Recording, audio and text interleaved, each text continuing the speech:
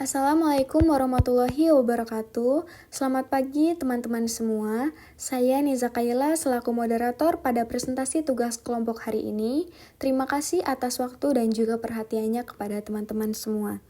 Pada kesempatan kali ini, kelompok kami akan mempresentasikan materi atau artikel dengan judul Anemia pada Remaja Putri.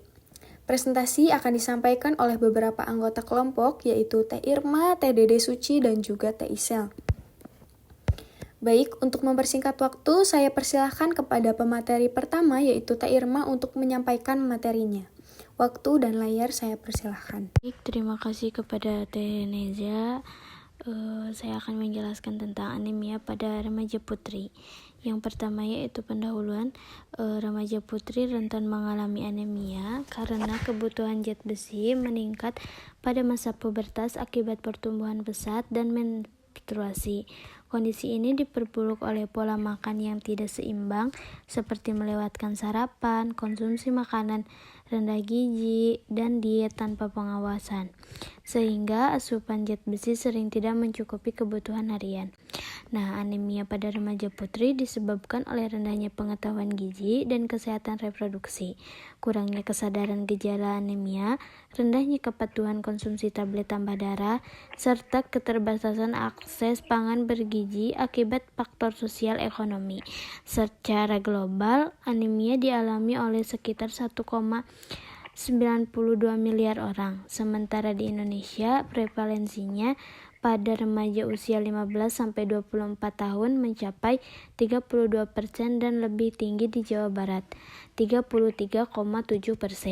Anemia berdampak pada penurunan konsentrasi, prestasi belajar, dan kebugaran, serta berisiko menimbulkan komplikasi kehamilan, bayi berat lahir rendah, dan stunting di masa depan, sehingga perlu upaya pencegahan dan penanganan yang optimal. Selanjutnya akan dilanjutkan oleh Teh Dede. Selanjutnya yaitu pembahasan. Anemia pada remaja putri merupakan masalah kesehatan masyarakat yang dipengaruhi oleh faktor biologis, sosial, perilaku, dan ekonomi.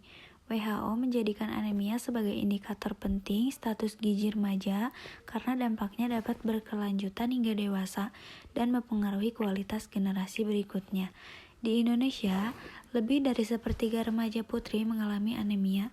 Penyebab utamanya yaitu kondisi defisiensi zat besi akibat meningkatnya kebutuhan saat pertumbuhan dan perubahan hormonal yang semakin diperberat oleh kehilangan darah saat menstruasi. Resiko anemia pada putri juga mengakibatkan pola makan tidak seimbang, seperti sering melewatkan sarapan, konsumsi makanan cepat saji, diet ketat tanpa pengawasan, serta rendahnya asupan sumber zat besi.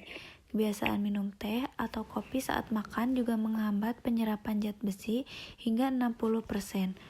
Kurangnya pengetahuan gizi membuat kondisi ini sering tidak disadari dan terus berlanjut. Rendahnya pengetahuan gizi berperan besar dalam tingginya anemia pada remaja putri, yang ditandai dengan kurangnya konsumsi makanan sumber zat besi dan rendahnya kepatuhan mengkonsumsi tablet tambah darah, yang direkomendasikan Kemkes RI dan WHO.